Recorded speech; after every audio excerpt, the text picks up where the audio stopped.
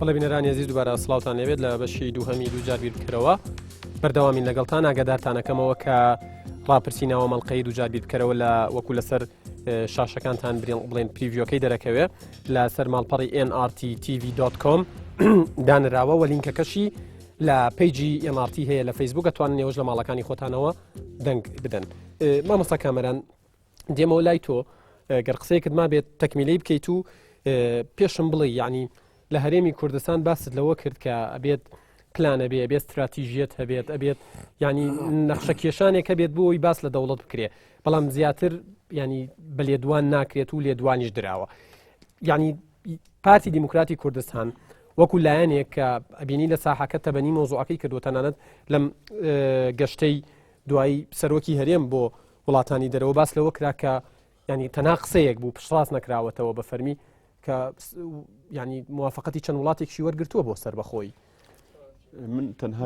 ئەوە دەڵێم تا چەندە ئاساییە پارتی دیموکراتی کوردستان وەکو حزبێک لە ساحەکە تەبەنیە مۆزوع بکات و قسەی لەسەر بکات و لێدوانی لەسەر بە دڵنیاییەوە دەڵێن کە مۆزوعی سەربەخۆی لە هەرێمی کوردستان پاڵەوان دروست ناکات.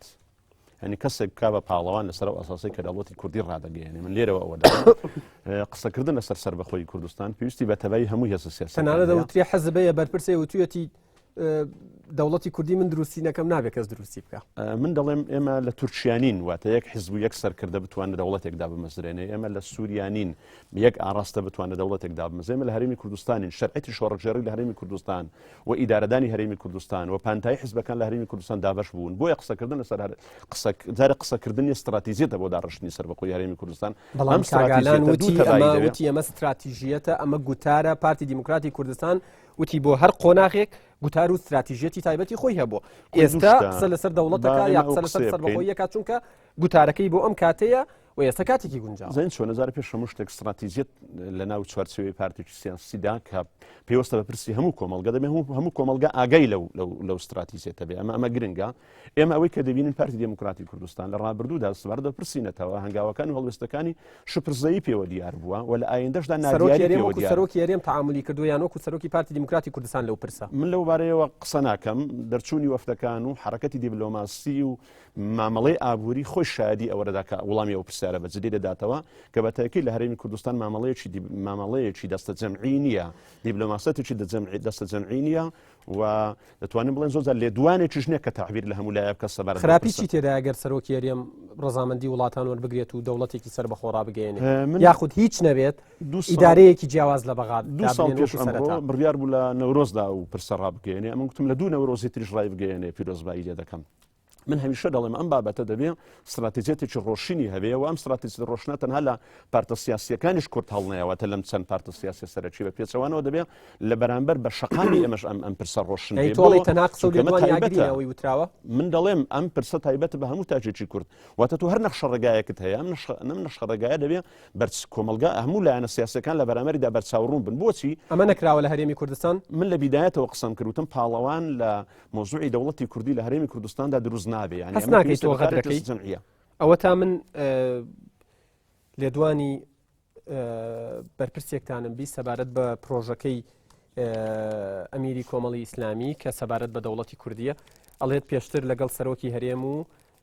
وەکو خۆی ئەڵێت جەنابی مەسعود بەرزانی دانیشتووە و ئەویش بە هەموو شێوەیە پشگیری لەم پرۆژەیە کردووە کەواتە ئەمە استراتیژیەت نییە ئەمە پرسکردن بەلایەنەکان نییە. من زارە پێش هەموو شتێک دەڵێم قسەکردن لەسەرەوە ئاساسی جەنابتان پێم وابێ لەو لیژنەیەش بوون ئەگەر هەڵە نەبم من دەڵێم ینی لا لیژنەی ئامادەکردنی ئەو پرۆژەیەدا بن بۆ دەوڵەتی کوردی من دەڵێم قسەکردن لەسەرەوە ئاساسیم پێم وایە هەموو لایەنە سیاسەکان کە لە کۆبوونەوەی ڕسمیە ناڕسمی قسە لە دەوڵەتی کوردی دەکەن ئەم پێم وانە کیز لایەنێک لەو بارەیە و لاری هەبیان بۆ چوونی جیاوازی هەبێ هەومان بێگە ڕاستە بەرەو دەوڵەتی کوردی بیر دەکەینەوە بەڵام هەنجێکی فعلی و عملی نییە لە چوارچێوەی پرۆژەیەکدا بۆ پرسە. زۆر سپاس دەکەم کاگالان دێمەوە لای تۆ باسی لەوە کرد ینی وتی من پێویست ناکە وەڵامی ئەو پرسیارە بمەوە کە سەرۆکی هەرێم وەکو سەرۆکی هەرێم تعاملی کردێ یاخود وەکو سەرۆکی حزبێک وتی ئەو وەفدەکان خۆیان شاهیدن و وتی ئەم ینی دەوڵەتی کوردی یاخود لێدوانی ئاگرین لەسەر دەوڵەتی کوردی پاڵەوان دروست ناکە و وتی دەوڵەت پێویستی بە استراتیژیەت هەیە پێویستی بە پلان و نەخشە داڕشتنەیە پێویستی بە ینی ڕای دەستە جەمعی و کۆبوونەوەی هەموو لایەنەکان هەیە بەڵام پارتی ئەمەی نەکردووە. سپاس وەڵام منەوێ لەو قسەوە دەست پێ بکەم یەکەم دەوڵەتی کوردی تەنها استراتیژی پارتی دیموکراتی کوردستان نیە ئەمە لە پارتی بە استراتیژی هەموو خەڵکی کوردستان هەموو لایەنە سیاسیەکانیشی دەزانین ینی کە سەرۆکی هەرێم قسەی کردو بە ناوی هەموو کوردستانەوە قسەی کردووە بە سیفەتی قانونی سەرۆکی هەرێمی کوردستان سەرۆکی هەرێمی کوردستان و نوێنەری خەڵکی کوردستانە ئەمە خاڵیەکەم با دووش دوای 2 ساڵ درێژکردنەوەکە 2 ساڵ درێژکردنەوەکە کوردستان نەماوە نەخێر بەعکسە ببوورە ئەوە هەڵەیەکی قانونیە هەڵەیەکی قانونیە لەبەرەوەی کە تۆ ئەم پەرلەمانە تەفیوزیاوە تێ بە یاسایە گیاوێت 2 ساڵ تەمدیدی ویلایەتی بۆ کردوتەوە ئەو بابەتیشکە ئەو پەرلەماناوی پەرلەمانێکی شەرعین یەکە تەمدیدی ویلایەتی کردوتەوە هەڵبژێڕاوی خەڵکی کوردستان نەبووە ئەمە بە نەچینەوە بابەتەوە چونکە بابەتە جەدەلە قانونیەکە لەسەری کۆتایی هاتووە من لەمەوە دەست پێ یەکەم وەفدەکانی سەرۆکی هەرێمی کوردستان دیارە جنای مامۆساژ بۆ خۆی باشە زانێ وەفدەکانی سەرۆکی هەرێمی کوردستان سەرۆکی هەرێمی کوردستان هەڵبژێراوی خەڵکە و 2 ساڵەشی کە تەمدید کراوە لە پەرلەمانەوە ئەویش هەر سیفەتی قانونی ئیسفای قانونی شەرعی قانونی تەواوی خەڵکەکانی لەگەڵا بێ لە حزبەکان ئەمە قسەیەکیەکە ینی نازانم من ماسەرم هەیە لە علومی سیاسی نەبووە سەرۆکی دەوڵەتێک بڵێ بێ نوێنەری فلان حیزبم هەبێ نوێنەری فلان حیزب لەگەڵ من هیچ لەبێ یەکێتی کە شەریکتان بووە لەگەڵمان بۆ کاک ئێستا ئاماژەی پێ لەگەڵیان بوون ئاماژەی پێ دەدەم کاک یادگار ئاماژەی پێ دەدەم وەک کاتم بیت قسە بکەم وەک کاتم دو سەردانی کاک مەسعود کاک کامەرانی لەگەڵ بۆ وەزیری ئاوادانکردنەوەی سەر بە یەکێتی نیشتیمانی کوردستان باس ناکەم ئەو سەردانەکانی کە کاک عیماد ئەحمەدی لەگەڵ بۆ خۆیان گرتووە بەڕێزم کە لەگەڵ ئۆبامایە ڕەسمیان گرتووە تاڵبانی لێ بۆ نوێنەری حکومەتی هەرێمی کوردستان بۆ نوێنەری حکومەتی هەرێمی کوردستان بۆ لامەریکا بۆ خۆی لەوێ بووە کە لێرەوە سەر بە یەکێتی نیشتیمانی کوردستان کە لێرەوە بردوویێت کاک یادگار بۆیە فکرەکە واضح کەم ئەگەر نەمچڕێنی سوپاس دەکەم من لە لوبنان ساڵی 2002 قوتابی بووم قوتابی ماستەر بووم سەرۆکی هەرێماتەوێ وەکو جالی کوردی لەگەڵی دانیشتوین دوو نوێنەری یەکێتی نیشتیمانی کوردستان دوو وەزیری لەگەڵ بوو و دوو وەزیریشی لەگەڵ بە پارتی بوون حکومەتەکە حکومەتی زۆری نەبوو پارتی ئەمە غەدرە کامەرانێکە بە داتا پێڵم من بە داتا پێڵم بە واقع پێڵم آخر سەفەری سەرۆکی هەرێمی کوردستان وەزیری یەکێتی نیشتیمانی کوردستانی لەگەڵا سەردانەکانی سەرۆکی هەرێمی کوردستان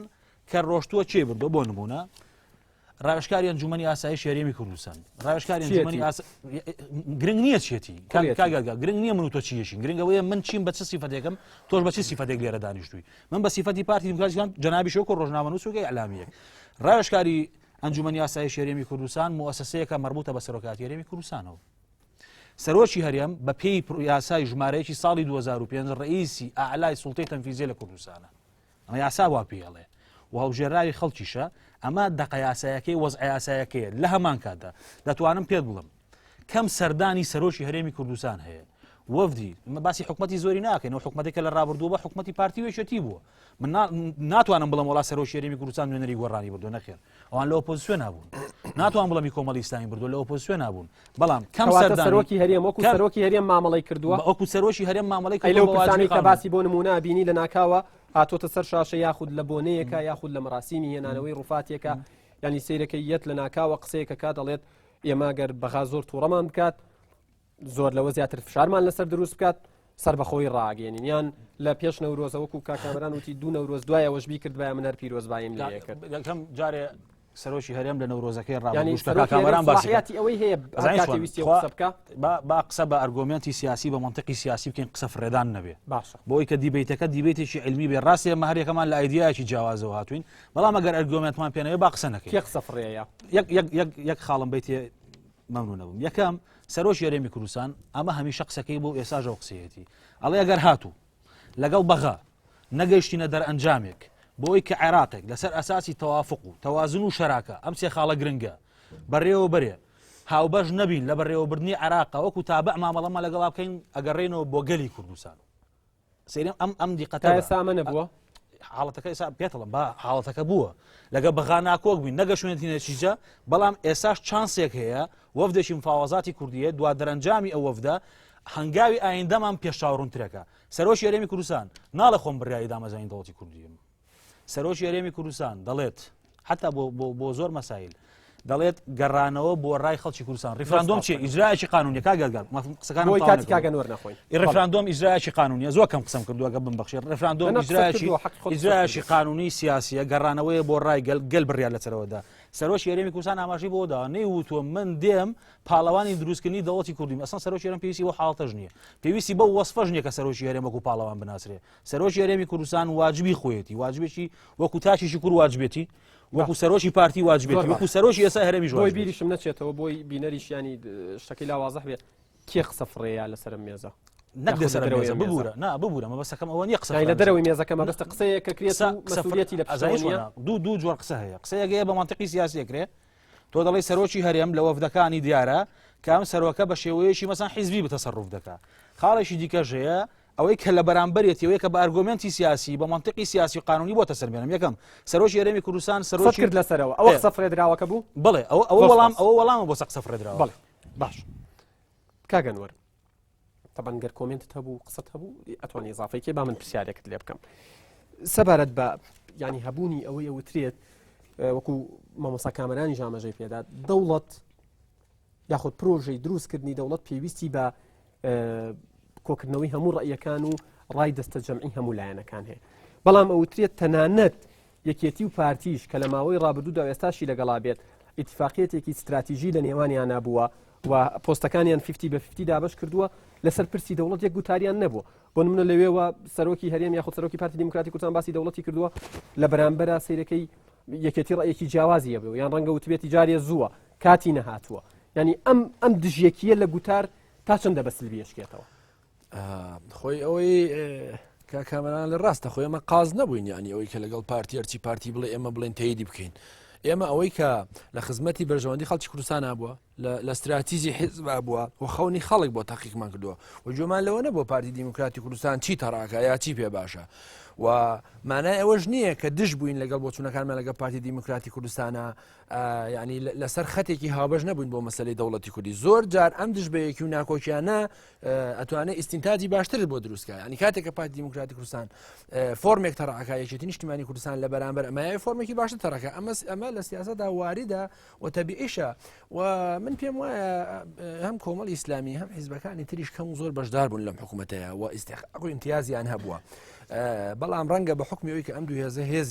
دوو هێزی گەورە بوون بەشێکی زۆر لە ئیستحقاقاتەکانیان بەرکەوت بێ و پێشم وایە بەم ئەخیرانە تێگەیشتن کەوەیە بێ لە هەرێمی کوردستانە سیستەمی سیاسی پلورالەتر و کراوەتر و فرەمینبەرتر بێ هەر بۆیە ئێستا بە فعلی 5 هێزی سەرەکی لە کوردستانە ئەمە یەک دووەم کاگەدەم بیستم لەسەرەوەی کاکامەران بڵێ دەوڵەت پاڵەوان دروستەکەەوە پێچەوانەکەشی ڕاستەوە کارێزماکانن دەوڵەت دروستەکەن ئەوە توانێت پێم بڵێ تا تورک چییە ئەگەر بنیادنەری دەوڵەتی تورک نەبێ غاندی چییە ئەگەر بنیادنەری دەوڵەتی هیندستان نەبێ نیلسۆن ماندێلا چییە ئەگەر لە ئەفریقای باشوور نەتوانێت سیستەمی ئاپارتایت بڕوخێنێ شانانە گۆسماو چییە ئەگەر نەتوانێت تەیموری خۆرهەڵات دروستکە باشە هاشم تاجی چییە لە بۆسنە ئەمانە نمونەی دروست کاریزمایانە لە هەرێمی کوردستان بوونی هەیە جاخۆی گرفتەکە ئەوەیە یعنی ئێستا لەبەرەوەی ئێمە ئەم پرۆسیسەمان نەبڕیوە کە نەمانتوانیوە لە نەتەوە ببین بە دەوڵەت ئەمە یەکێکە لەوانەیە کە هێشتا کارێزما بوونی ئەمە دەرنەکەوتو ئەمە دوو خاڵی سێم کاک هەموو سەرکردانەی لە ساحەکەدا موجود بوون ئێستا بۆ نمونە تۆ گەر قسە لەسەر دوو سەرکردەی سەرەکی بکەین ینی مامجەلال و کاک مەسعود بارزانی ئێستا مامجەلال غائیبە لە ساحەکە بەهۆی نەخۆشیەوە کاک مەسعود حزوری هەیە ئەم دوانە نەیانتوانیوە هێندە کاریزمایەکی بەهێز بن ینی وەکوون ئەو نمونانەی ئەتاتورک و گاندی ئەمانە کارێزمای سیاسی ئەمانە کارێزمای قۆناغی کوردایەتی ئەمانە کارێزمای سیستەمی سیاسی و ئەمانە کارێزمای ناو پێکاتەی خەڵکی کوردستان بوون بەڵامەوەی کە وەکو کارێزمایە کە دەوڵەتیان دروست کردووە نەخێر چکە ئێستا خۆی بە لەواقعدا دەوڵەت نییە بەڵام ئێمە توانین بڵێن قازی محەممەد بنیادنەری دەوڵەت کۆماری مەهاباد بووە بەفعلی کارێزمایەک بوو بەڵام ئەم کارێزما بوونە ڕەبتی هەیە بە دەوڵەتەوە جیناریەکە لە تاسا و کارێزمای لە هەرێمی کوردستان هەتا دەوڵەتی آخر مەسەلەکە ڕەبتی هەیە بۆی کە ڕەبتی هەیە بۆی کە ئەوانەی کە ئەیانەوێت دەوڵەتی کوردی دروستکە نەبن بە پاڵەوان فعلەن هەر کەسێک بیەوێت دەوڵەتی کوردی دروستکە ئێمە نەکەل بە پاڵەوان و کارێزما و مقدەس سەیریەکەین ئێمە یەک تاک بە تاک لە ماڵەکانی خۆمانە ڕسمەکەی لەواسین وەکوی کە هەموو گەلێک یعنی وەکو وتم پیرۆزی و مقدەسی ئەتاتورک چییە لەگەلەوەی کە گەلی تورکی کەواتە بۆ خراپەتی دیموکراتی کوردستان هەنگاو بۆ مەسەلەیە ئەنێت چێ پارتی دیموکراتی کوردستان نەخێر با من ویستم ئەوە بڵێم ئەم هێزە ئەتوانێت ئەم دەوڵەتە دروستکە کە ئەم مەرجانێتیە یەک ئازادی و دیموکراسی و پلورالیزم بوونی قبول بێ لە ماوەی ئەم 20 ساڵی ڕابردووە کوتەوتە دوو هەموو هێزەکانی تر بە ڕسمی بناسێ لە وڵاتەیە و ئازادی کاری ڕاگەیاندن و عەقیدە و بەیان و مەسەلەکانی مافی ژنولاوان بە ڕسمی بناسێ و باگراوندێکی تاریخی هەبێ لەسەر مەسەلەی داکوچی لە مافەکانی خەڵکی کوردستان و فەلسفەی ناسیۆنالیستی بەمانای ئەوەی کە هەوڵی بنیادنانی دەوڵەتی کوردی بنێن لە تاریخیەوە کە بریتە لە مافی چاری خۆنووسین لە دوژمەکانیان هەبێ و مەسلەی هەنگاو بە هەنگاو لە مەسلەی فیدرالیزەوە بۆ خۆ فیدرالی خاڵەکانت کۆتایی هاو نەخێر ڕاپەڕین ببێ بە داینەمۆی کارەکانی و میدیای ئەو وروژێنەر و داینەمۆی سەرەکی ڕاپەڕین بێ و بڕای بە سیستەمێکی ئەلمانی هەبێ و بڕای بە سیستەمێکە بێ جاکردنەوەی دین لە دەوڵەت بە ئارەزومەندان باشە ئەو خاڵانە دەنگدان بە خاڵانە چەندی لەناو پارتی دموکراتی کوردستان وجودیەیە من نازانم ئەوانە ئەوەی تۆ پێم بەڵام تۆ بێ خاڵەکانت تۆ پێم چەندی لە پارتی وجودیە من ئەمانەی کە پێم وتیوە بە ئیزافەی ئەوەی کە ئەوە هێزێکە کە پشتیوانی لە پارچەکانی تری خۆر هەڵات خۆر ئاوا باکوورەکە بۆ نمونە لە ماوەی تەنها 2 ساڵی ڕابردووە ئەوە چێ داکۆشی لە پرۆسی ئاشتی لە باکوورەکە ئەوە نوێنەری چه حزبێکە ئەچێت لە کۆنگرێ بەدەپاڵێ ئۆجالان تیرۆریز نییە با ئێران و تورکیا واز لەوە بێنن کە کۆمەڵە و پەکەکە تیرۆریستن ئۆجالان ئازاد ئەمە یەکێتی نیشتیمانی کوردستانە ئەم هێزە یەکێتی نیشتیمانی کوردستان باشە کۆمەڵی خاڵت تەرح کرد با وردیکەینەوە تکایە فەرمی بۆ بینەری ژوون بێ بۆ نوێنەرەکەی پارتی دموکراتی کوردستانی ژوون بێت چونکە ئەوەتانێ ئێستا چاوەڕێیەکە بزانێت چەندێکی لە حەزبەکەیەوە وجودیە و خاڵانەی باشەکە گەرسەیرێکی خاڵەکان بکەیتەوە پێم بڵێ ئەمانە لە پارتی حیزبەکەی من وجودی ئەمانە لە پارتی من لەسەر ساحەی کوردستان ملیۆن و 55000 گەرسەیرێکی خاڵەکان کردو پێم بڵێ چی لە پارتی وجودی نییە نەک چی وجودی هەیە من باسی پارتی دیموکراتی کوردستان ناکەم من باسی ئەم خاڵانەکەم لە هێزێکە کە ئەتوانێت بنیادەری پارتیەتە بەنیە مۆزوعی کردو قسەی لەسەرەکە تۆوتت ئەوەی ئەوێت باسی دەوڵەت آخر من باسی بۆعدە تاریخەکانم بۆ کردی وتم کە حیزبێک لە سەرەتای دروستبوونیەوە هیچ هێزێکی کوردی لە ماوەی 40 ساڵی ڕابردووە لە ماوەی 50 ساڵی ڕابردووە دروشمی مافی چارەی خۆنووسین لە بەرنامە و پێڕۆگرامیان موجودە تیان نەبوو پارتی دیموکراتی کوردستان تا سەرەتایەوەکانی داوای ئۆتۆنۆمی کردووە کاتم بێتە جوابم یەکەم کات ئەوەی ئەنوەرێڵەوەکو یەکێتی بۆ باسی ئازادی دیموکراسی کرد باسی ئەوەی کە هەموو هێزەکان بناسێنێ باسی ئازادی کاری باسی باگراوندی تاریخی زۆری باسی یەک خاڵم نەکات داکۆچی لە کوردەکانی سووریا لە پێدا و دژی خەندەق لێدان و داکۆچی لە پرۆسی ئازادی داکۆچی ئازادکردنی عەبدوڵڵاه ئەمانە هەموو یەکێتیش هەمووی وازحە کاک حقی خۆیەتی کاگەنەوە وەکو یەکێتی نیشتیمانی کوردستان چی قسەیەکی هەبێت چی دیعایەکی بیان ڕوونکردنەوەی سیاسەتی حیزبەکەی بیکە ئەمە قساڵەگرێ یارمەتی بە قساڵەگرێ یەکەم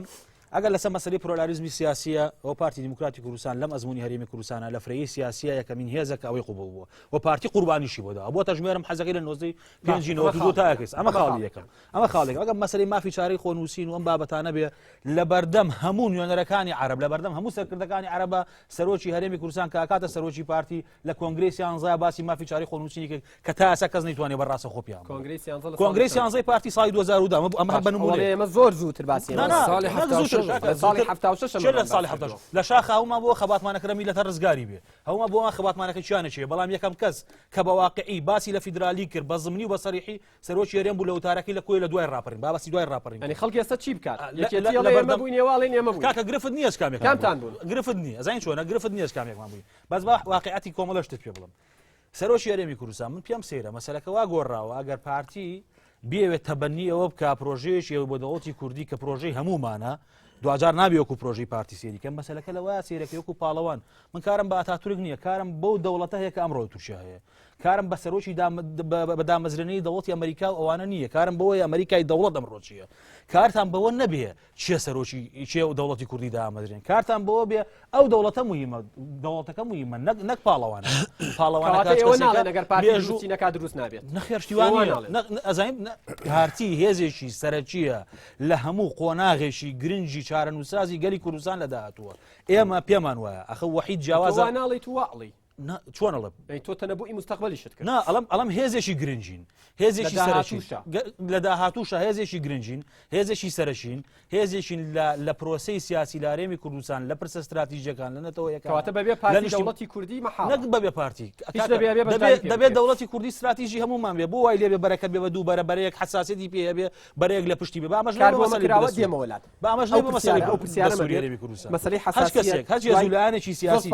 زۆر سپاس دەکەم کاگالان ببوورە کاکە سەروەدیان بەشێک لەوانە پێویستی بە وڵام هەیە بەڕاستی لە کاتی خۆی ڕێگەت پێدەم تۆ کۆمنتی خۆ لەسەر کۆی قسەکان کاتی ئیزافەم دەوێت بەسەرچە فەرموو کاک سەروەت دەمێکە وەستاوە ئاسایی زۆر سپاس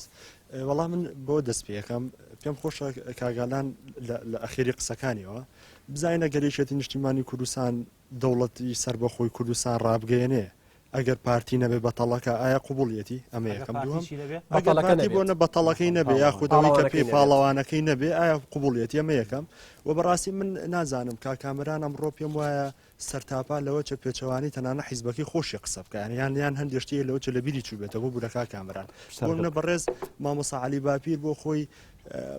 بیاداشتێک پێشکەشی سەرۆکی هەرێمەکە ئەمەمانێت دەوڵەتی سربەخۆ ڕابگەین و ئەمانەیە هەماهەنگین و هاوکار بین و ئەمانە بین بەڵام لە هەمان کاتە ئەم پێی وایە گەرێکێتی و پارتی ببوورە لەوە چە قسەی ترمە بێ پێی وایە ئەوانی تر مزایدی هەبێ زۆر باشە پێیان پێی وایە ئەوانی تر لەوە چە مزایدە بکەن بەس خۆیان مزایدەیان نەکردو ئەمە یەکەم دو من بەڕاستی پێم سەیرە کۆمەڵی ئیسلامی باز لە حیزبێکی بۆ منە دینداریە یاخود بە معنای ئیسلامیەکە حیزبێکی ئیسلامی نازانم پێم سەیرە باز لە یان ئەوێ ئەجندای هەڵگری ئەوە بێکە باسی ناسیۆنالیزم و نەتەوە ئەوانەیە کاکە بۆ هەمومان نەزانین کە کاتێک کۆمەڵی ئیسلامی هەڵناسێ لەبەر سرودی نیشتیمانیەکەی من چ دڵێکم بە حیزبێ خۆش بێ زۆر سپاس دەکەم کاکە سەروەت زۆر سپاس دەکەم کاک محەممەد هەڵبسێت کاگەلەنگەر تۆ وەڵامی بیتەوە دوای چمە لای مامۆستا زۆر سپاس وڵا پرسیارشی کە ئەگەرێشێتی نیشتیمانی کوردستان دەوڵەتی کوردی دامەزرێ من قبولماننا من خاڵێک دڵم دەوڵەتی کوردی بەهێزێکی کوردی دانامەزرێ بە تاقی تەنها ناوە پارتی بە تەنها دامەزرێ کاگە ئیجماعی کوردی لەسەر نەبێ نەبێ یەکێکیش دامەزرێ خەڵی دووە مەگەر ئەو بەڕێزە بۆ خۆی دەوڵەتی کوردی دامەزرێنەوە من ئیمزا بۆکەم لەسەر وەرەقی سپی زۆر سپاس پشگیری تەواو دەکەم چونکە ئێمە گۆڕایی و پەروەردەی سەرنجەکانی پێشترم لەسەر سەرنجەکانی وەڵامی پرسیارەکە بیتەوە بۆی بیرمان نەچێتەوە تەنانەت من کۆمنتی بەڕێزێکم بینی نازانم لەکوێ بوو بەڵام زۆر بە سەریحی قسەی ئەو کاکەی کردبوو کاک سەروەت ئەڵێت کۆمەڵی ئیسلامی بەرپرسانی کۆمەڵی ئیسلامی بە قورسی ئەزانن لە بەردەم ئەی ڕقیب هەستنە سەر پێت چۆن ێستا ژێرباری مەشروعێکی گەورەی وەکو دەوڵەتداری پرسیارەکەی کرد وڵامی دەدەمەوە سەبارەت بە یاداشت بۆ سەرۆکی هەرێم لەوبارەیەوە هێتا ئەسەی زیادە شتێکی کۆمەڵی ئیسلامی بۆ سەرۆکی هەرێم دەربارەی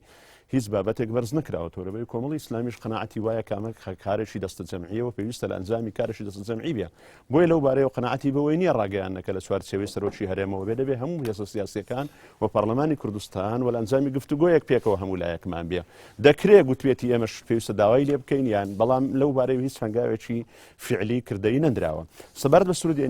نیشتیمانی عێراقی پێم خۆشە ئەمە ڕوون بکەمەوە یەکەم ئەوەی کە تەنەوەت باسی لێوە دەکرێت لەناو کۆمەڵی ئیسلامی ئەو کۆدەنجە گەورە نیە سەبارەت بە مامەڵەکردن لەسەر سرودی عێراقی ئەو خاڵشتر لەوەدایە یعنی لەوەیدا کە لەوانەیە زۆرێک لە بۆچوونی جیاواز هەبێ یەک هەڵدەستێتەوە یەککە هەڵناستێتەوە دەمە پرۆتۆکۆڵێکی جیری چەسپاومان نییە بۆی کە دانیشتوی و دەرزمان بە مەرکزی هیچ مرکزێتێک لەو بارەیەوە قەرارێکی مرکزی دەربارەی مۆزوعی هەڵسانەوە ئیجتیهادێک هەڵدەستێک هەڵناستێتەوە دوو یعنی سرودی عێراقی نیشتیمانی من دەڵێم سرودی عێراقی نیشتیمانی نەک من یعنی زۆر کەسی تر لە باگراوند و تێڕوانینی جیاواز سەرنجیان لەسەر سرودی عێراقی هەیە ئەمە قسە هەڵدەگرێت لەو بارەیەوە سرودی عێراقی بەشێک نییە لە استراتیژیەتی دەوڵەتی کوردی کۆمنتەکانت گەر وڵای کۆمنتەکانم سەبارەت بە مۆزوعی ئەم پیاوە پێشەوەی یەک بیرخستنەوە بۆ بینەرانی ئەزیز ئاگادارتانەکەمەوە کە لەسەر وێبسایتی nrttv.com ڕاپرسیەکمان داناوە سەبارەت بەم بەرنامەیەتوانن بەشدار بن و لینکی ڕاپرسیەکە لە پیجی NRT لە فیسبوک هەیە فەرموو مامۆستا یەکەم سەبارەت بە وەفتانەی کە دەڕۆنە دەرێ بەڕاستی بەلای من نە قسە فڕێدان نیە هەر لێدوانەکانی یەکێتی نیشتیمانی کوردستان و ڕۆژنامە گۆڤارەکان پڕیەتی لەوەی کە با بڵێن بە تەنها وەفتەکان ئەگەر یەکێتی نیشتیمانی کوردستانی هەوپەیمانیشیدا بێ بە شێوەیەکی زۆر لاواستی دایەتی 1 لە 6 1 لە 7 و کۆمەڵێک بەرپرستر کە لە وەفتەکاندان هیچ پلەیەکی حکومیان نییە کە لەناو وەفتەکاندان ئەوە من نیم ئەم قسەیە دەکەم ئەمە دی کۆمنت و ڕۆژنامە و ئیتر خۆ بەنیهێنی ئەم وەفتانە ناڕۆن هەیەکان دیارە هەیەکان دیارە من پێم خۆشە هەمویان لەو بارەوە شایەت بن و ئەم پێم وانە لەو بارەوە ڕایگشتی بەلا ڕێدا برێت سەبارەت بەم وەفتانە و نیگەرانەکانی یەکێتی نیشتیمانی کوردستانیش لێرە و لەوێ پێم وایە هەموو لایەک شایەدین سەبارەت بەم فاوەسە هیچ دیکۆمنتێکت لایە بەسەن دوکتۆر فواکسیان سەرۆکی دیوانی ئەنجومەنی سەرۆکی دیوانی سەرۆکاتی هەرێمە بەڵێ بەشی فەرمانی مەکتەبی سیاسی پارتی دموکراتی کوردستان لە وەفتەکەدا بوو وەکو چیە بۆ نمونە وەکو ئازاد دەرواری لەکوێ بۆ وەکو فازڵ میرانی بۆ دنیای دەرەوە وەفتی دنیای دەرەوە منش پێ دەڵێم ئەو وەفتەی کە تۆ باسی لێوە دەکەی لەکوێ ئەمە یەک هێشتا وڵامی لەوە حەسرم مەکە هێشتا وڵامی ترم ماوە سەبارەت بە مفاوەزات لەگەڵ بەختای ئێمە بە درێژایی دروستبوونی دەوڵەتی عێراقەوە کە مفاوەزات هەیە لە سەردەمی شۆڕشی ئایلولیشەوە مفاوەزات بەتەنە استراتیژیەت نییە یان ئێمە چۆن بۆ شتێکی استراتیژ لەگەر عێراق مامەڵە دەکەین ئایا ئەو هەنگاوانەی ئەمڕۆ ئێمە کاردانەوەیە یان خود استراتیژە لەگەڵ بەغدایە بەتەکید یعنی تا ئێستا ئەگەریەوە هەیە کە لەگەڵ مالکی کورد حکومت پێک بهێنێتەوە تۆرە ئەو زمانم پێ بدە بڵێ پێچی ناهێنێتەوە ئەگەر بێت و لیستی دەوڵەتی یاسا بە مامەڵەی پێشوو هەمان حکومەتی پێکهێنایەوە من هەڵوێستم دەبێت پێت وایە لەو مەسەلەیەش دابەش بن لەگەڵ بەغدا لەو مەسەلەیەشدا دابەش دەبن لەگەڵ بەغدا واقعەکە وتوێتی دوو مۆزوع ئەوەی کە ئێمە دەرێن سەرۆکی هەرێم دەرێ من ڕای دەگەیانم خۆ مۆزوعەکەی ناوی من بێنێ کە بەتەنیا ڕای دەگەێنێ شتری نیشتیمانی کوردستان دەوێت خۆی لێ بێبەریکە و بڵێ ئەمە دەستە جەمعی دەبێ یعنی ئەوەی بەرامبەرم بەتەنیا ڕای گەیاندوە خۆ مۆزوعەکە نەبرێ من بەتەنیا ڕای دەگەێنم ینی دائما گزارشتکردن قسەکانم کوور دەکەمەوە پێم خۆشە مۆزوعی تورکیا و پاڵەوان و ئەو وڵاتانەی ترەوە ئەم سەرکردانەی کە ئەم کاک ئەنوەر ناوی هێنان من دەڵێم لە هەرێمی کوردستاندا دامەزرانی دەوڵەتی تورکیا کەمال ئاتاتورک دایمەزراند واتە یەک حزبێک هەبوو کە حرەکەتی کە دەتوانم شەرعەتی شۆڕەجێڕی هەبوو بە تعریفی تورکیا بەڵام لە هەرێمی کوردستاندا کۆمەڵی حزب شەرعەتی شۆڕەجێڕی هەیە کۆمەڵی حزب پێکەوە پێگەی هەیە بۆیە ئێمە لە هەرێمی کوردستاندا کە کۆمەڵی حزب خاوەنی شەرعەتی شۆڕەجێڕیە زارێک ئێمە زۆر بە زەحمەت بۆمان دەکرێتەوە یەک حزبی قیادی بتوانێت ئەمە بکە بۆ چونکە ئەو وڵاتانە لە سەرەتایەکەوە کە کاریزما غائیبە بۆیە مەسەلەکان مشکلە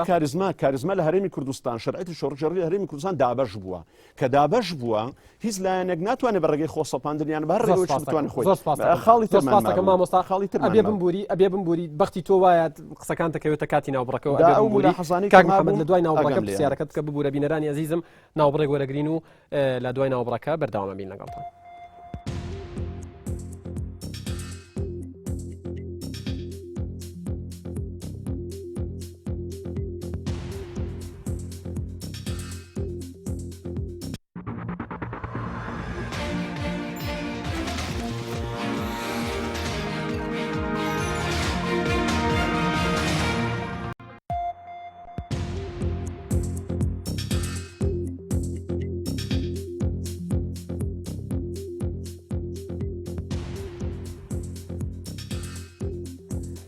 بینەرانی عزیز دووبارە و سێبارە سڵاوتان لێبێت لە بەشی سێهەمی دووجار بیر بکەرەوە کە بەشی کۆتاییە بەردەوامین لەگەڵتان دیسانەوە بەبیرتان دەهێنمەوە کە ڕاپرسی ئەمەڵقەیەی دووجار بیر بکەرەوە هێشتا بەردەوامە لەسەر وێبسایتی NRTTV.com وەکو لەسەر شاشەکەی بینن دانراوە و لینکەکەشی لەسەر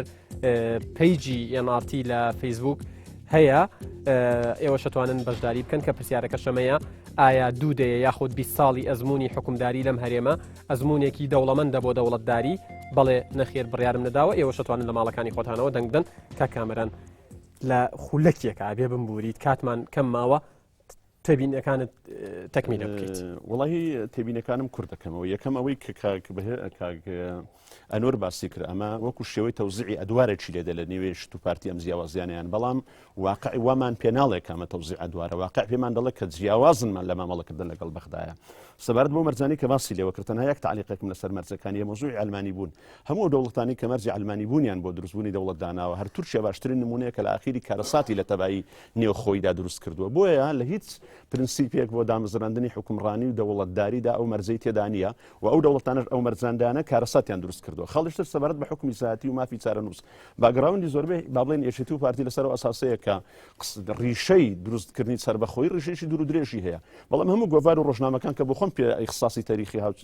سپۆڕەکەم مێژووی هاوچەرخە هەموو ئەمە پێمان دەڵێ کە ئەمانە حکومی زاتی بۆ کوردستان و هەروەها دموکراتی بۆ عێراق بووە یەکێتی نیشتیمانی کوردستانی ژۆکو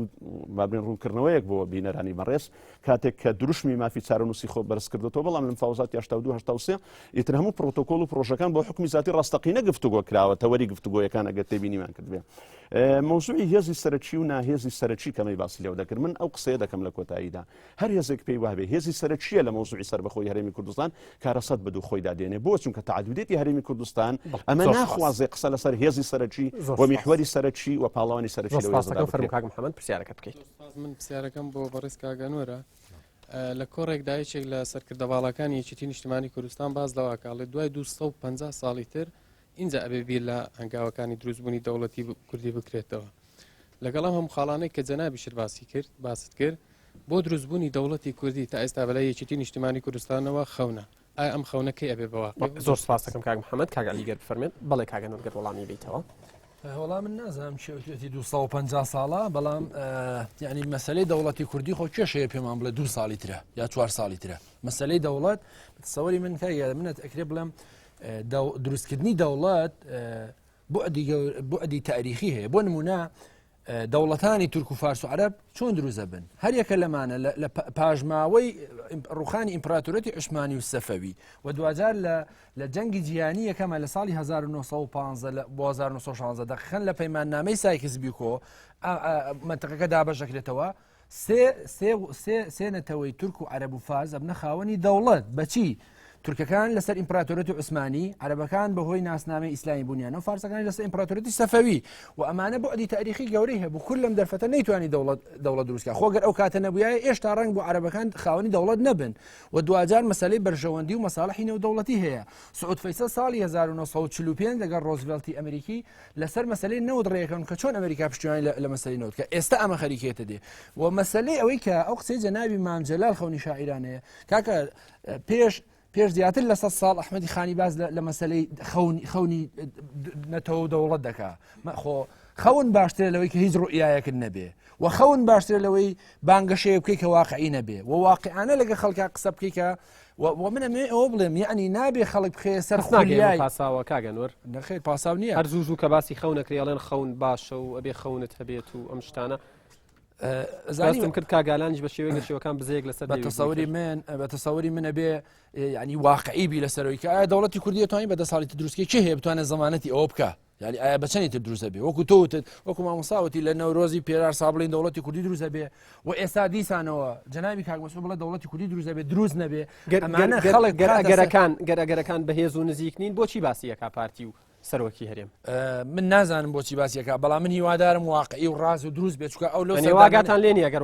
من ئاگام لێنی لەو سەردانانەی ئەم ماوانەی جەنابی کاک مەسعود بۆ دەرەوە من هیوادارم پشتیوانێکی نێودەوڵەتی بەدەستێ نابێ بەڵام ئەگەر ئەم پشتیوانی نێودەوڵەتی بەدەستێ ناوە جەنابی کاک مەسعود ئەبێ ئیعلانی کا بۆ خەڵک چونکە دروستکردنی دەوڵەتی کوردی هەر کەسێک دروستیکە بەبێ پشتیوانی خەڵک ممکن نییە لە ئیمکان نەهاتووە وکەواتە تۆش پێ دوایە تۆڵی گەر بەدەستی ناوە بێ پێمان بڵێت بە جوودی شخصیەکرێت هەر هەوڵێک بێ نەخێ جوودی شخصینی هەر هەوڵێک بێ ئەبێ شەفافانە بێ بۆ خەڵک ئەلان کرێ و نابێ خەڵک لە خولخولیای مەسلەی دەوڵەتی کوردی پێڵ درێتەوە وەکو کامەران باسی کرد ینی بێ بە ئیمتیازی حیزبی یا بۆ ینی ئەم مەسەلانە بە تەسەوری پارتیەمەی کردو بە ئیمتیازی حیزبی مەسەلە پارتی نیە من ئەڵێم ئەگەر تۆ هەموو شتەکان لەسەر پارتیێنی دووکاڵێن پارتی کردو من هەموو شتەکان بخەم ملی پارتی من ئەگەر تەفسیری ڕوونەکەی یەکەم تۆ بەغامزی قساکەی نا تۆڵی ئەم خاڵانە بۆ نمونە لە کوێت لە من باسی کاگەنوەر من باسی ئەوم کردوتم پارتیە توانێت تۆ وتت حزبێکە توانێت ئەم خاڵانەی تیا مەوجود بێت پێم وتی ئەو حزبە پارتیای مەوجودە جواب بدنێمەوە ئەمە مەسەلە من نیم ئەمە مەسەلە بۆعدی تاریخی و بۆعدی مێژووی ڕەهەندە مێژوویەکان ئەو خاڵانە لە پارتیە مەوجودن تۆ بۆتە ینی من بڵێم خاڵانە ینی پارتی وەکوتم ئێمە نەخێت ئێمە و پارتی وەکوتم دوونەجی جیاوازی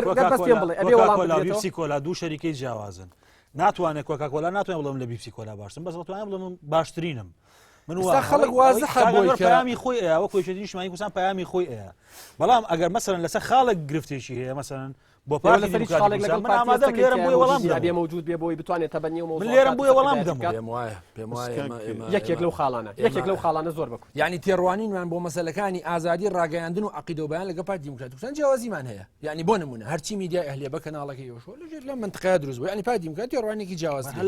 لەم سلێمانیشام کەناڵ کاگەدگەر کاکە جان دووجار بارەکەەکانی دووجار بارەکەەکانی یەکگرتووی ئیسلامیتان سوستاندووە کە ئەڵێ بە مەلایکەت بەشەیتان بوو گۆڕانە سووتێنن من وەڵام دەدەم بەس وەڵام یەک قسەم هەیە لەسەر قسەکانی کاکەمەرە ئایا کۆمەڵی ئیسلامی ئەوڵێ مەبەستی ئەوەی بوو کە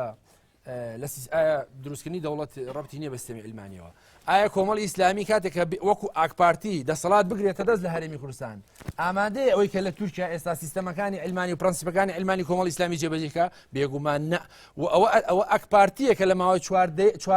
چوار ساڵی ڕابردوویە کە دەسەڵاتی بەدەستەوە بۆ نەیتوانێت یەکێ لە پرەنسیپەکانی علمانی لە دەستورە کە ئەتاتورک دایناوە دەستی لێبدا و ناتوانێت تەنان نەیتوانیەوە یەک نادی حزب ئیسلامیەکانی کوردستان ناتوانن باس لە دەوڵەت و منەڵێم ئایا کۆمەڵی ئیسلامی کۆمەڵی ئیسلامی ئەتوانێت علمانیەتیش قبولکە وەکو ئاکپارتی ئێمە تەبیعی ئاکپارتێک بێتە زۆر بە کورتی ئێواتوانن وەکو ئاکپارتی علمانیت قبول پێش هەموو شتێک دەستوری هەرێمی کوردستان شوناسی لەگەڵ جیاوازە لەگەڵ دەستوری تورکیا ئەمە ئەگەدار بین و سروشتی حکومڕانی لە تورکیا جیاوازە لەگەڵ سروشتی حکومڕانی لە هەرێمی کوردستان و شوناسی دەستور لە هەرێمی کوردستاندا شوناسێکی علمانی نییە ئەوە یەک وارەوە کۆمەڵی ئیسلامی کە بەشداری پرۆسی سیاسی کردووە و قەنەعەتی بە ئاڵوگۆڕی ئاشتیانەی دەسەڵاتەوە و قەنەعەتی بە ڕێی کۆمەلگایە بە تەکید ئەمە نیشانەیەوە کە قەنەعەتی بە دەوڵەتێکی مەدەنی هەیە و ڕنگدانەوەی خواست کۆمەلگا بێت ئەگەر ئەو دەوڵەتە ئەلمانی بێەوە پشتیەگرن واتە سەوڕ دەکەم تاکو ئێستش لە تورکیاش ئەو پرسە نەخراوەتە دەنگدان ئەمە سەپاندنێکی سەردەمی کەمال ئەتاتورکە واتە پرسە ئەلمانیەوە ئەوەی ئەتاتورک قەراری لێیاوە کەس نەیتوانی هەمومان لەگەڵ ئەوەدان کە ئەوەی کەمال ئەتاتورکی قۆناغیەکی سەردەمی سەپاندنی بیستەکان و سیەکانە ئەم دەوڵەتێک بەو ئەلمانیەتی یەکێتی و پارتی قبوڵیەتی کۆمەڵی ئیسلامی من تا ئێستاش پێم وایە چێتی و پارتی ئەم شوناسی علمانیان بەسەر دەستوردا نەسەپاندووە و ئەو مەرجەشیاندانە ناوە کە کاگان وەردەری پێم خۆش ئەو مۆزوع ئامە لەوانەیە بۆ چوونی خۆی بە بەڵام بۆ چوونی یەکێتی و پارتی نە لەوەی کە شوناسی علمانی بوون بەسەر دەستوری هەرێمی کوردستان گفتوگۆکان لەسەر دەستور ئەم شایەتی ئەوەکەم بۆ کاگالانە کاگالان لە ڕووی هەلومەرجی ناوخۆی کوردستان لە ڕووی ئابووری زەراعی ژینگەی ئایا کوردستان لەو ڕوانەوە کاتی ئەوەی هاتووە بێ بە دەڵۆت لە کاتێکە کە کاک مەسعود داوای دەوڵەتی کوردی ئەکات و داوای ئایا پشتیوانی نێودەوڵەتیمان هەیە و تاوکو چەند ساڵی کەش بڕۆین لەگەڵ حکوومەتی عێراقی کێشەمانە بێت تێنەگەشتن لە بەشی ئەخیر تا چەند ساڵێکە تا چەند ساڵێکی تری لەگەڵ حکوومەتی عێراقی بمێنینەوە هەر کێشەمان ئەبێ چی ڕێگای لە کاک مەسعود گرتووە کە دەوڵەتی کوردی زۆر سپاسەکەم کاگالی کاک سابیر با فەرمێ کاک ئالان پێمەڵێن تەنها دەقیقە ماوە تەنها وڵامی کەمەدابە کاتی هەمووتان زۆر بە تەوازن دابش کراوە دای باشە زۆر سپاس وڵا لەو پرسیارەوە دەست پێەکەم ئەسڵەن خاڵێکی زۆر گرنگ هەیە بۆ دامەزرانی دەوڵەت ئێمە بێ لە سێ پارتەوە سەیری بکەین یەکەم ئەوەی کە پێوتری ئینتەرناشنال پۆلیتیکال ئینڤایرۆمنت ژینگەی سیاسی نێودەوڵەتی خاڵی هەر بەهێز ئەم ژینگە لۆکاڵیە کە ئێمە لە هەرێمی کوردستانیان کە ئەمە خاڵی ئینتیلاق و یەکەمە خاڵشی دیکە پەیوەندیمان لەگە بەغاوە هاتە لەم سێ منتەڵەقەوە ئەبێ ئێمە بڕواین هەنگاونان بۆ دروستبوونی دەوڵەتی کوردی بەڵام بەداخەوە وا دیارێتی جای ئەمە من تەمەناکەم ئەمە دوجار بێ قسەی جدی بکرێ بەڵام دوجار بێ بۆی کە ئێمە لەسەر پرسی دەوڵەتی کوردی شتەکان تەسەکەینەوە بۆ مەسائلی حیزبی مزایداتی تیا بکەین و یعنی بیبێنەوە بە کۆمەڵە شت مەسەڵەن مامۆساڵێ ئێمە ئاگاداری هیچ نین کاکە لە ساڵی 2005 ئەنجومەنی باڵای پارتە سیاسەکان جەنابی مامۆستا علی باپیر لە هەموو کۆبوونەکانە بەشدار بوو یعنی چی تو ئاگادار نیت کە ئەمە دروست کراوە بۆ ئەو دروستکراوە کە نوێنەری حزب سیاسەکانی ژاگاداری هەموو شتەکان بن یعنی بە هەموو وڵەکان نەخێنەوە سەرەوەی کە ئەمە هێزشی سیاسی ئێوێ نەخێر کاکە ئەمە مەطلبی خەڵکی کوردستانە ئەگەر نەگەشتین نەتیجە لەگە بەغایە مەطلبی من و کاگەنوەرە بەدەر لەوەی کە منێکی وەڵامی قسەکەی کاگعلی لە دوای ئەوە یەت کە نەگەشتە نەتیجە اینجا بەڵێ ئێمە آخر چانس بۆچی وەفتی مفاوازات دروستکرا وەفتێکی مفاوازات دروستکرا نوێنەری هەموو لایەنە سیاسەکان بەڵام هەموو ئەزمونەکان پێمان ئەڵێن هەموو وەفدەکانی مفاوازات بێ ئەنجام بۆ شکستیەنەوە کە شکستیەنەوە ئەزمونەکان مؤشراتت پێڵە مؤشرات دەڵێ لە عێراقا سازان ڕوو لە ئاوابوونە و لێکترازانیش ڕوو لە خۆرهەڵات بوونە ئەمە مؤشراتی سەر ساحەی سیاسی عێراق وات پێڵێ لە عێراقا حکمێکی مرکزیان هێزێک مؤشراتە یا بۆی کە بێ حکمێکی مرکزیانە لە عێراقا هەبێ بۆ ئەوەی کە ئەم حکومە مرکزیانە تەواوی عێراق خاتەوە ژێ کۆنتڕۆلی خۆی پارتی دیموکراتی کوردستان و پێشم وایە هەموو هێزێکی نیشتیمانی نابێ ئەمە قوبوو بێ و ناشبێ ئەمە قوبوڵکە خاڵێکی دیکەی زۆر گرنگەوەیە کە ئێمە خاڵێکی دیکەی زۆر گرنگەوەیە بە نیسبەت پرسیارەکەی و بەڕێزەوە باسی ئەو سێ ژینگەیەم کرد ئەبێ ئەم سێ ژینگەیە ئەم سێ بەشە لە یەک کاتە هەر سێکیان هاوکوفی یەک بن متەناغم بن لەگەڵ یەکترا بۆی کە تۆ بتوانانی ئەعلانی دەوڵەت بکەی بەڕێزان منەمەیە وەکو کادرێکی پارتیم ڕوونکردنەوە بدەم تکاکەم پرسی دەوڵەتی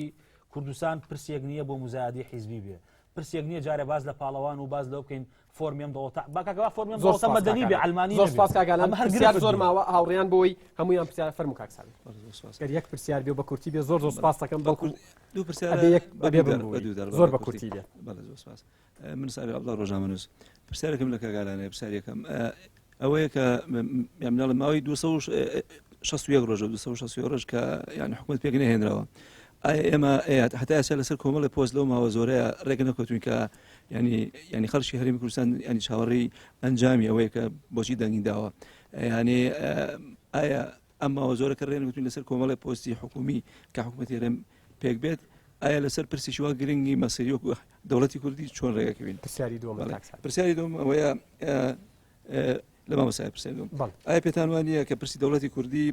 ئەن پێویستە لە ناو مەتبەخی سیاسی دەوڵەتانی ئیقلیمی بکوڵێت اینجا لەدایک ببێت زۆر سپاس دەکەم کاک سابیر کاکتوان ئەگەر فەرمێ کاگەلان وەڵامی لەسەرەوە ڕێککەوتین پێم وابێ هەموو لایەنە سیاسەکان ڕێکە و ڕاستە ماوەیەشی دوور درێژە بەڕێزان شتێک پێوتێت دیموکراسی تەوافقی یا حکومڕانی تەوافقی یەکێک لە ئیفرازات و خاڵە سلبیەکانی حکمی تەوافقی حکمی بنکە فراوان لە هەر کۆمەڵگەیەکە ئەمەیە بریتە لە حاڵەتی تعتیلی سیاسی یان جمودی سیاسی بەستەڵەکی سیاسی ئەگەر تۆ پەنابریتە بەر پێگەنانی حکومەتی زۆرینەی سیاسی حکومەتەکە بە ئاسانی بۆ تەشکیلە بوو وەکوی کە پارتیۆچێتی لە 2009 کردیان بەڵام لە پەنابردن بۆ حکومەتی بنکە فراوان یان حکومەتی تەوافق یان حکومەتی کۆدەنجی نیشتیمانی تووشی حاڵەتێک دەبی پێ ئەوترێت جمودی سیاسی تعتیلی سیاسی بەستەڵەکی سیاسی وەکوی چەند ساڵێکە لە بەغاوە وەکوی کە پرۆژەی ناکرێ بەراورد بکرێت دەم دووشتە نەخێر بەڕێزم ئێمە من لە پارتی دیموکراتی کوردستان پێمان قسەکە لەسەرەوە بێ کە ڕێک ناکەون لەسەر ئەوە چۆن ڕێکەکەون لەسەر نەخێر ئەزانی چۆنە ئەمە پرسێکە پێتەڵە بەڵام دیموکراسی تەوافقی ئەم حاڵەتی تایە ئەمە بۆ ئیدارەدان و بۆ حکومڕانیە بەڵام پرسی دەوڵەت بوون و یاعلانکردنی دەوڵەت پەیوەندی بە پارتی و بە یەکێتی بۆ لایەنانەوە نیە پەیوەندی بە خەڵکی کوردستان زۆر سپاس دەکەم سەبارەت بە مۆزوعی دەوڵەتانی ئیقلیمی ئەم پرسیاری ئەم برادەرە کردی من ئەو تەقسیم بەندی پێشترش باسم کرد و ئێستا کاگالان باسی کرد ژینگەی دەولی و ژینگەی لۆکاڵی و ژینگەی ئیقلیمی بەتاکید ئێمە گوتمان ئەمانە هەموو کاریگەریان هەیە بۆ دەوڵەتی کوردی بەڵام لەگەڵ کاربێری ئەو دانیم یعنی تۆ ناتوانانی بە تێکگیران لەگەڵ منزومەی ئیقلیمی دەوڵەت ڕابگەینی و پێویستە لێک تێگەشتن و تەفاهمێکە بێ بەڵام ئەو بۆ دروست کرا و ئەم یەک لای بکاتەوە بەتاکید شتیوان نابێ و دەبێت لێرەوە تەوزیفی ئەم حالەتانە بکرێ بۆ ژینگەی ئیقلیمیەکە ئایشەتی نیشتیمانی کوردستان پشگیری سەرۆکی هەرێمەکە ئەگەر بکرێتە ڕاپرسیەوە ئەگەر ڕیفراندۆم بکرێت بۆچی بۆ سەربەخۆی زۆر سپاس کاگاران پرسیارەکەم هەبوو ئەبێ هاوکاریەکی هاوڕێکان بکەیت سپاس دەکەم کاکەتوانە ئەم پرسیارە بڵێ تقریبا 5 کەس ماوە بڵێ پرسیارەکەت بکەی بە خێرایی ئایشەتی نیشتیمانی کوردستان چۆن ئەڕوانێتە هەنگاوەکانی جەنابی سەرۆکی هەرێم لەو بارەیەوە مەبەستت بۆ ڕاگەاندنی دەوڵەتی کوردی بۆ سەربەخۆیی زۆر سپاس ئایا بە پێچەوانی هەنگاوەکانی جەنابی سەرۆکەوە هەنگاو نانێ بەڵێ پرسیارەکەت ڕوونە ڕەتی بەیەکەوەی کاگوەرزێت کاگەنوەر هەردوو پرسیارەکە ڕەتی بەیەکەوەی گەڕۆڵانێکی بیتەوە جارێگە من ئەگەر قسەکە لەسەرەوە بێ کە جەنابی سەرۆکی هەرێم خۆی کاندید کە بۆ چی ینی دەنگێکی نیشتیمانی دەنگی پێ بدە ئەمە جارە قسەکە لەسەرەوەیە کە بەتەنها جەنابی سەرۆکی هەرێم خۆی کاندید ناکات ڕەنگە دایان کەسی تر هەبێ خۆی کاندید کە پێم وایە پرسیارەکە ئەوە مەسەلەی ڕیفراندۆم مەسەڵەن نەگەشتێ نەتیجە لەگە بەغدا سەرۆکی هەرێم بگەڕێتەوە بۆ لای لایەنە پارت و سیاسەکان و بکات سەوری من یەکێتی نیشتیمانی کوردستان ئەبێت دراسی ئەمە بکە ئەم ڕیفراندۆمە بۆ چییە قسەیەکەیە ئەگەر ڕیفراندۆمێک لەلایەن هێزە سیاسیەکانەوە بە ڕسمیت بناسرێ بۆ ئەوی کە ئایا خەڵکی کوردستان لەو ڕیفراندۆمەیە دەنگدەن بە جیابوونەوە بەڵام قسەکەوەیە ئایا ئەم ڕیفراندۆمە ئەتوانێت بە نەتیجە بکە دوای دراسە اینجا بێگومان ئەبێ یەکێتی نیشتیمانی کوردستان دراسی بکە زۆر سپاس لەبەرەوە مەسەلەکە بەتەنها ئێمە پێشتر دەنگمانداوە لە ڕیفراندۆمێکدا بۆ سەربەخۆیی لە ڕاپرسیەکدا پێشتر دەنگمانداوە بەڵام نەگەیشتەوە بە ئاکام بۆیە هەر ڕاپرسیەکە ئەبێ دەنگدا ئەبێ ئەڵتەرناتیڤەکانی لەبەرچاو بگرین کاساتەکانیشی لەبەرچاو بگرین فەرموو کاکەوەرزێ ئاران کاگاران ببوورە کاگەر پێشەوە منەوێ یەک کۆمنت لەسەر قسەکانی کاتی هاوڕێکان تەڕوات بەپەلەیکەم بڵێ باسی ئەوت کرد کە یەکێ لە کۆمنتەکان دەڵێ پارتی پەیوەندی بە تورکیا و یانەوە تا بە شێوە لە شەوەکان قسەی من نییە قسەی ئەڵکە من دەمێ ئەمە ڕوون بێ لەلات ئەوتێت یەکێتی پەیوەندی لەگەڵ ئێرانە خۆشترە پارتی لەگەڵ تورکیا یەکێتی بڵێ لەگەڵ ئێرانە هەڵدانەکانی ئەم دوای سلمان دیکە لەگەڵ ئێرانە بین هەیە بەڵام بۆ پارتی دیموکراتی کوردستان ئەوە سەرۆک بارزانی بوو کە وتی ڕێگە بە هێزی تورکیانیان بێتە خاکەرێمی کوردستانەوە مەگە بەسەر لاشوی منە بڕۆن نەک تورکیا هەر دەوڵەتێکی تر بەڵام ئێستا بنکەی هێزی تورکیا لەناو خاکێرێمی کوردستانە وجودیەیە لە چیاکانی قەندیل ناتۆ بەم دیوە بەڵێ چیاکانی قەندیل کوردستان نییە چیاکانی قەندیل بەشی ئەو دیوی ئەمە پرسیارێک بۆ کوردستان نازانێت بەڵێ سنووری قەندیل دوو بەشی هەیە کاگەنەرگیان ئەزانم بەشێکی پەیوەندی بە کوردستانەوە هەیە بەشی ئەو دیویشی پەیوەندی بە تورکیاوە هەیە پەیوەندی بە باکووری کوردستانەوە باکووری کوردستان باشە بە شێوێک لە شێوەکان هێزەکانی تورکیا لە باکووری کوردستان کاتی هاوڕێکانتە دوو کەسێ ناتوانێت پرسیار بکات پرسیارەکە ئەمەوە بە کاگەنەوە بڵێم باسی ئەوەی کرد لە بارەکان یەکگرتووە سوودێندێ ئەیگاکە کاوەگەرمیانی لە سووری سلێمانی ئەی باشە سورانی مامەحەمە ئەی بارگەکانی باری دیموکراتی کوردستان ئەی کەناڵی نالیا کێ قومبەلەکەی هەڵایە سلمانەکەی وە کێش سوودانی بەڵێ زۆر سپاس دەکەم لە کۆنتترۆلەوە پێمەڵێن زۆر داوای لە ینی نازانم چۆن بیڵم زۆر داوای لێبوردنتان لە یەکەم کاتی پرسیار نەماوە کاتی ڕاپرسیەکەیە بێ زۆر ببورن کۆنتترۆلەکانتان ئامادە بکەن بەڵێ ئەم قسەیە جواب بەمەوە بەڵێ فەرموو ببورە من پێم خۆش نییە بەڕاستی قسە لەسەرەوە بکەم کە ئێمە یەکێتی نیشتیمانی کوردستان هێزێکی گەورەیە لە هەر چوار پارتیە کوردستان و مامەڵە لەگەڵ کۆماری ئیسلامی ئێران و لەگەڵ تورکیاژەکە بەڵام لە هەمان کاتە ئەوە یەکێتی نیشتیمانی کوردستانە داکۆچی لە کۆمەڵە و دیموکرات دەکات لە زرگوێز و لە کۆیە ئەوە یەکێتی نیشتیمانی کوردستانە دژی خەندەق لێدانە بە دژی پێدا ئەوە یەکێتی نیشتیمانی کوردستانە لەو پێش ئەوە یەکێتی نیشتیمانی کوردستانە 3000 کەس هاتۆتە ناو مووسڵەوە ئەو خەندەقا بە درێژایی 7 کیلومتر لێدراوە لە کاتێکا 2 معبەری ڕسمیەیە چ ڕەبیعات چ سمێلکە ئەو خەندەقا بە درێژایی 7 کیلومتر لێدرا وەزارەتی پێشمەرگەی دا پارتی پشتیوانی کردو کە وەزیرەکەشی سەروێ ئەوە یەکێتی نیشتیمانی کوردستانە دژی داخستنی بارەگەکانی پەچەدەیە ئەوە یەکێتی نیشتیمانی کوردستانە داوای ئازادکردنی زۆر کۆمێتەما بوو یەکەم کاتم تەواو بووە ئەو ڕخنەی من لەسەرەوەی کە ئەو باسی پارتە سیاسیەکانی کرد من قسەم لەسەر پێشینەیە کە هەمویان پێشینەی سەربەخۆی کوردستانان درێژ کردوتەوە تەنها بۆ کۆتا قسە ئەو قسەم هەیە دەڵێم ئەگەر بێت و ئێمە لە پێش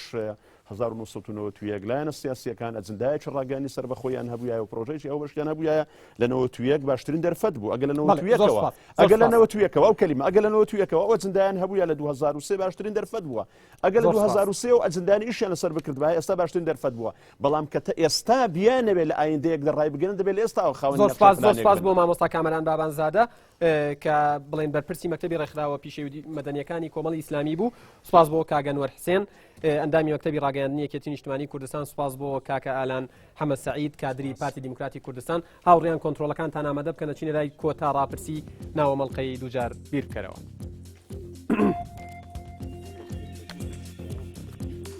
بەڵێ کۆنتترۆلەکانتان ئامادە بکەن ئایا دوودەیە ئەزمموی حکومداری لەم هەرێمە ئەزممونێکی دەوڵەمەندە بۆ دەوڵەتداری بەڵێ ژمارەیەکە لەسەر کۆنتترۆلەکانتان نەخێر ژمارە 2 بڕیارم نەداوە ژمارە 3 کاگەدارم کردنەوە دەست پێ بکەن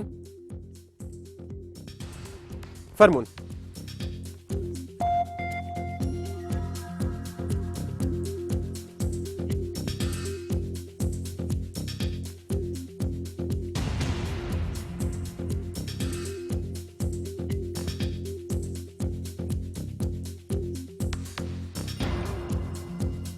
بەڵێ ئایا دوودەیە ئەزمموی حکومداری لەم هەرێمە ئەزممونێکی دەوڵەمەندە بۆ دەوڵەتداری بەڵێ نەخێر بڕیارم نەداوە ڕاپرسی کۆتاییمان کۆتایی هات بەڵێ لە سەدا 55 ڕێژەکەی بردووە و لە سەدا 41 ڕێژەکە ئەڵێن نەخێر و 4 لە 100 بڕیاری نەداوە تکایە ئەنجامی ڕاپرسی یەکەم لەسەر شاشەکە دەرکەوێت برادرانی کۆنتترۆل وەکو لە ڕاپرسی یەکەمە دەردەکەوێت بەڵێ لە سەدا 32 وەرگرتووە و نەخێر لە سەدا 21 وەرگرتووە و بڕیارم نەداوە لە سەدا 47 وەرگرتووە ئەرک نەبێ هەردوو ڕاپرسێکە لەسەر شاشەکە دەرکەوێت بەڵێ بینەرانی ئەزیز و بۆ تەواوی میوان ئەزیزەکان بۆی ڕوون بێ پرسیاری مەڵقەیەوە بوو ئایا دوودەیە ئەزمموی حکومداری لەم هەرێمە ئەزممونێکی دەوڵەمەندە بۆ دەوڵەتداری لە ڕاپرسی یەکەمە بەڵێ لە سەدا 32 وەرگرتووە لە ڕاپرسی دووەمە بەرز بۆتەوە بۆ لە سەدا 55 و لە ڕاپرسی یەکەمان نەخێر لە سەدا 21 وەرگرتووە بە هەمان شێوە لە ڕاپرسی دووەمە بەرز بۆتەوە بۆ لە سەدا 41 و لە ڕاپرسی یەکەمە لە سەدا 47 ئەو بەڕێزانە بڕیاریان نەداوە لە ڕاپرسی دووهەمە لە سەدا 43یان بڕیاریان دا و دابش بووە بەسەر بەڵێ و نەخێرە و تەنها 4 لە سەدی ماوەتەوە بۆ ئەوەی بچینە لای ڕاپرسی ئەو ڕاپرسی بە ئۆنلاین کردبوومان لە سایتی NRT لەو ڕاپرسیە 230 کەس بەشداری کردووە لە سەدا 49.56 کە 114 کەسی دەنگەکانەکات ئەڵێ بەڵێ وەڵامی بەڵێ هەیە بۆ پرسیارە بەڵێ ئەم دوودەیە ئەزممونێکی باش بووە و لە سەدا 48.69 کە لە 112 کەسەکات بەڵێ 114 کەس بوو نەخێر 112 کەسە ئەڵێت